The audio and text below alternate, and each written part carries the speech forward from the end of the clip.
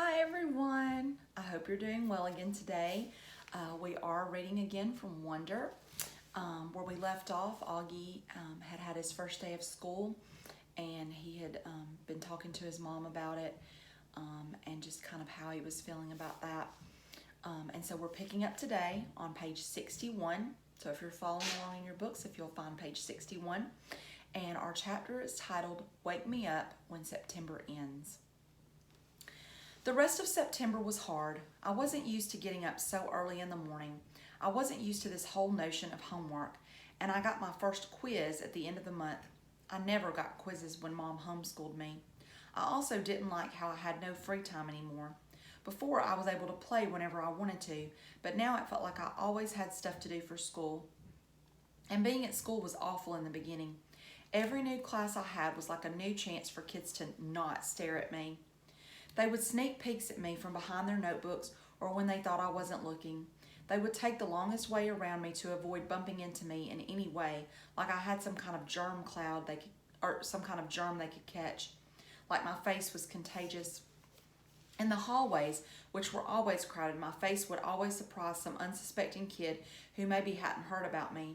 The kid would make the sound you make when you hold your breath before going underwater, a little sound. This happened maybe 4 or 5 times a day for the first few weeks, on the stairs, in front of the lockers, in the library. 500 kids in a school, eventually every one of them was going to see my face at some time. And I knew after the first couple of days that word had gotten around about me, because every once in a while I'd catch a kid elbowing his friend as they passed me, or talking behind their hands as I walked by them. I can only imagine what they were saying about me. Actually, I prefer not to even try to imagine it. I'm not saying they were doing any of these things in a mean way. By the way, not once did any kid laugh or make noises or do anything like that. They were just being normal, dumb kids. I know that. I kind of wanted to tell them that, like, it's okay, I know I'm weird looking. Take a look, I don't bite.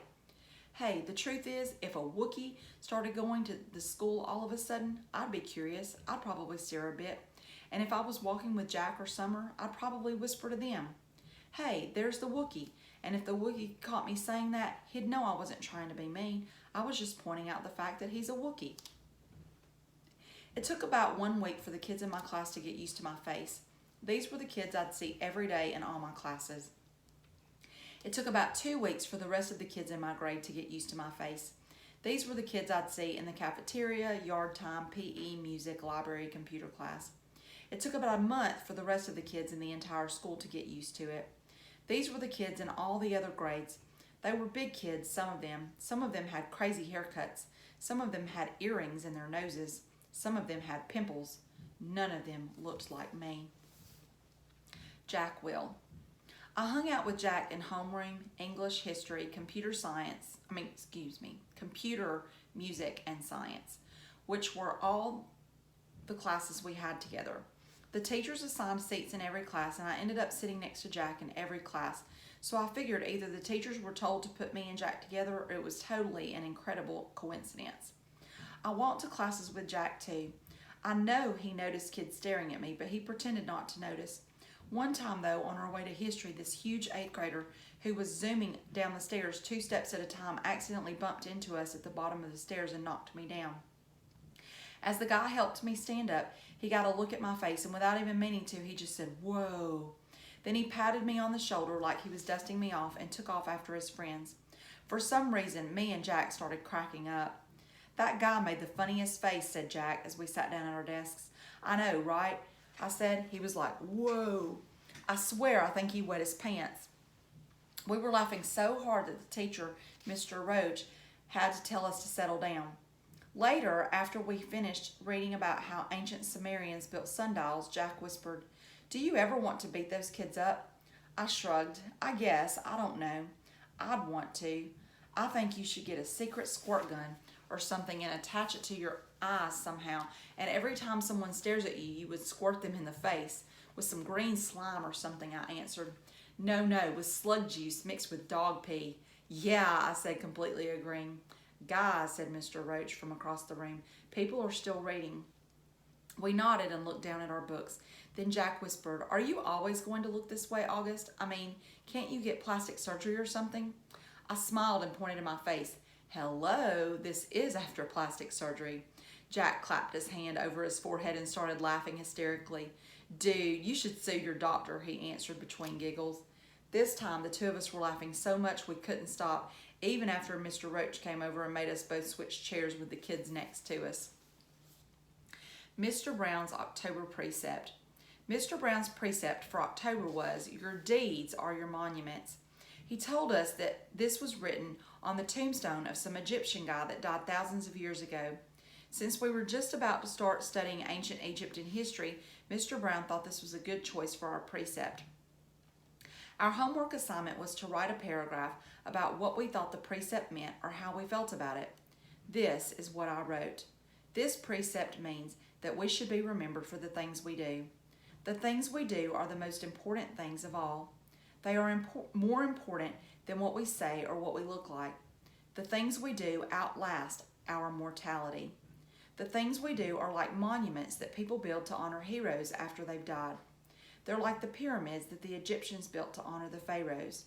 Only instead of being made out of stone, they're made out of the memories people have of you. That's why your deeds are like your monuments, built with memories instead of with stone. Apples. My birthday is October 10th. I like my birthday, 10/10. It would have been great if I had been born at exactly 10:10 in the morning or at night, but it wasn't. I was born just after midnight, but I still think my birthday is cool. I usually have a little party at home, but this year I asked Mom if I could have a big bowling party. Mom was surprised but happy. She asked me who I wanted to ask from my class, and I said everyone in my homeroom plus Summer. "That's a lot of kids, Augie," said Mom. "I have to invite everyone because I don't want anyone to get their feelings hurt if they find out other people are invited and they aren't, okay?" "Okay," Mom agreed. "You even want to invite the what's the deal kid?" "Yeah, you can invite Julian," I answered. "Geez, Mom, you should forget about that already." "I know, you're right." A couple of weeks later, I asked Mom who was coming to my party, and she said Jack Will, Summer, Reed Kingsley, both Maxes, and a couple of other kids said they were going to try to be there. Like who? Charlotte's mom said Charlotte had a dance recital earlier in the day, but she was going to try to come to your party if time allowed. And Tristan's mom said he might come after his soccer game. "So that's it?" I said. "That's like 5 people." "That's more than 5 people, Augie. I think a lot of people just had plans already," Mom answered. We were in the kitchen. She was cutting one of the apples we had just gotten at the farmer's market into teensy-weensy bites so I could eat it. "What kind of plans?" I asked. "I don't know, Augie. We sent out the evites kind of late." "Like what did they tell you, though? What reasons did they give?" "Everyone gave different reasons, Augie." She sounded a bit impatient. "Really, sweetie, it shouldn't matter what their reasons were. People had plans, that's all." "What did Julian give as his reason?" I asked. "You know," said Mom, "his mom was the only person who didn't RSVP at all." She looked at me. I guess the apple doesn't fall far from the tree. I laughed because I thought she was making a joke, but then I realized she wasn't. "What does that mean?" I asked. "Never mind. Now, go wash your hands so you can eat." My birthday party turned out to be much smaller than I thought it would be, but it was still great. Jack, Summer, Reed, Tristan, and both Maxes came from school, and Christopher came too, all the way from Bridgeport with his parents.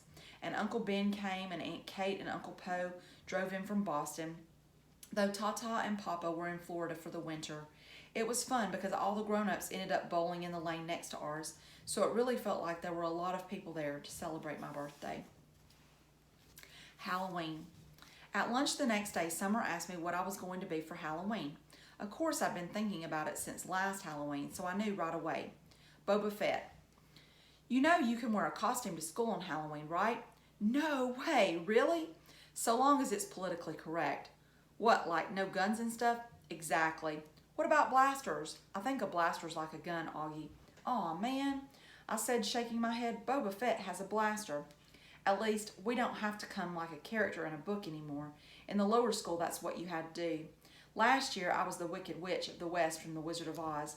But that's a movie, not a book." "Hello," Summer answered. "It was a book first. One of my favorite books in the world, actually. My dad used to read it to me every night in the 1st grade. When Summer talks, especially when she's excited about something, her eyes squint like she's looking right at the sun. I hardly ever see Summer during the day, since the only class we have together is English. But ever since that first lunch at school, we have sat at the summer table together every day, just the two of us. So, what are you going to be? I asked her. I don't know yet. I know what I really want to go as, but I think it might be too dorky. You know, Savannah's group isn't even wearing costumes this year. They think we're too old for Halloween. What? That's just dumb. I know, right? I thought you didn't care what those girls think. She shrugged and took a long drink of her milk. So, what dorky thing do you want to dress up as? I asked her. Promise not to laugh? She raised her eyebrows and her shoulders embarrassed. A unicorn. I smiled and looked down at my sandwich. Hey, you promised not to laugh, she laughed. Okay, I said, but you're right, that is too dorky. I know, she said, but I have it all planned out. I'd make the head out of paper mache and paint the horn gold and make the mane gold too. It would be so awesome. Okay, I shrugged, then you should do it. Who cares what other people think, right? Maybe what I'll do is just wear it for the Halloween parade, she said, snapping her fingers, and I'll just be like a goth girl for school. Yeah, that's it. That's what I'll do. Sounds like a plan, I nodded. Thanks, Augie, she giggled. You know, that's what I like best about you. I feel like I can tell you anything. Yeah, I answered, nodding. I gave her a thumbs up sign. Cool beans. School pictures. I don't think anyone will be shocked to learn I don't want to have my school picture taken on August 22nd. No way. No thank you. I stopped letting anyone take pictures of me a while ago. I guess you could call it a phobia. No, actually, it's not a phobia. It's an aversion, which is a word I just learned in Mr. Brown's class. I have an aversion to having my picture taken. There, I used it in a sentence. I thought Mom would try to get me to drop my aversion to having my picture taken for school, but she didn't. Unfortunately, while I managed to avoid having the portrait taken, I couldn't get out of being part of the class picture. The photographer looked like he'd just sucked on a lemon when he saw me. I'm sure he thought I ruined the picture. I was one of the ones in the front, sitting down. I didn't smile, not that anyone could tell if I had. The cheese touch. I noticed not too long ago that even though people were getting used to me, no one would actually touch me. I didn't realize this at first because it's not like kids go around touching each other that much in middle school anyway. But last Thursday in dance class, which is like my least favorite class, Mrs. Watanabe, the teacher, tried to make Zemina Chin be my dance partner. Now, I've never actually seen someone have a panic attack before, but I have heard about it, and I'm pretty sure Zemina had a panic attack at that second. She got really nervous and turned pale and literally broke into a sweat within a minute, and then she came up with some lame excuse about really having to go to the bathroom. Anyway, Mrs. Watanabe let her off the hook because she ended up not making anyone dance together. Then yesterday in my science elective, we were doing this cool mystery powder investigation where we had to classify a substance as an acid or a base. Everyone had to heat their mystery powders on a heating plate and make observations, so we were all huddled around the powders with our notebooks. Now, there are 8 kids in the elective, and 7 of them were squished together on one side of the plate, while one of them, me, had loads of room on the other side. So of course I noticed this, but I was hoping Ms. Rubin wouldn't notice this because I didn't want her to say something. But of course she did notice this, and of course she said something. Guys, there's plenty of room on that side. Tristan, Nino, go over there, she said. So Tristan and Nino scooted over toward my side. Tristan and Nino have always been okay nice to me. I want to go on record as saying that. Not super nice, like they go out of their way to hang out with me, but okay nice, like they say hello to me and talk to me like normal. But they didn't even make a face when Mrs. Rubin told them to come on my side, which a lot of kids do when they think I'm not looking.